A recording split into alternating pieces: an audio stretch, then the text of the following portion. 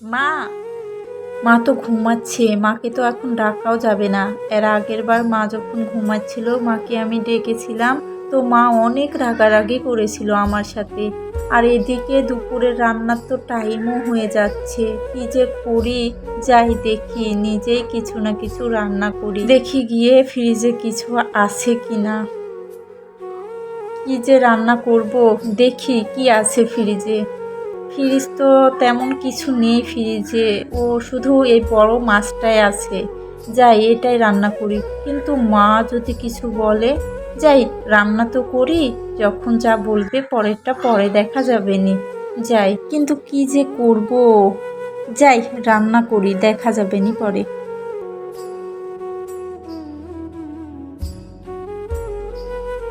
ইস, অনেক বেলা হয়ে গেছে তো।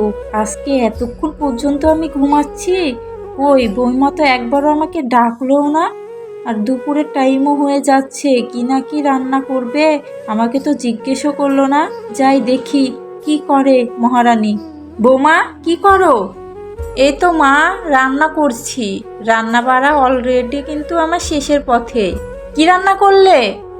মা, ফ্রিজে তো তেমন কোনো কিছু ছিল না, শুধু বড় মাছটাই ছিল, তো সেই মাছটাই রান্না করলাম। কি বলছো বৌমা, তুমি বড় মাছটা রান্না করেছো? তুমি যে বড় মাছ রান্না করেছো, কার অনুমতি নিয়েছো? একবারও কি অনুমতি নেওয়ার প্রয়োজন পড়েনি? 2 দিন হলো বউ হয়ে এসেছো বাড়িতে, আর পণ্ডিতি শুরু করে দিয়েছো। অনুমতি নেওয়ার কোনো প্রয়োজন নেই। সে বড় মাছটা আমার মেয়ে আসলে রান্না করব, সেই কারণে রেখে দিয়েছিলাম, আর রান্না করা হয়ে গেছে। যাই হোক, তাড়াতাড়িটা রান্নাটা কমপ্লিট করো। এখনকার মেয়েরা কেমন যে। মা, এই যে পানি নেন। মা, আপনাকে মাছ দিই? না, আমাকে মাছ দিতে হবে না, আমি মাছ খাবো না। সে মাছ তোমরাই খাইও। কত শখ করে রেখেছিলাম, বড় মেয়েটা আসবে তারপর রান্না করবে, তার হাতের মজাই আলাদা। তুমি তো তেমন রান্না শিখতেও পারলে না এতদিন ধরে, আর সে মাছটা অনুমতি ছাড়া রান্না করা হয়ে গেল। শোনো, আমার ছেলে কখন আসবে? মা, ওনার তো একটু আসতে দেরি হবে, বললো যে রাত হবে আজকে আসতে। ঠিক আছে, যাও তুমি গিয়ে খেয়ে নাও। হায় রে, মেয়েদের জীবন।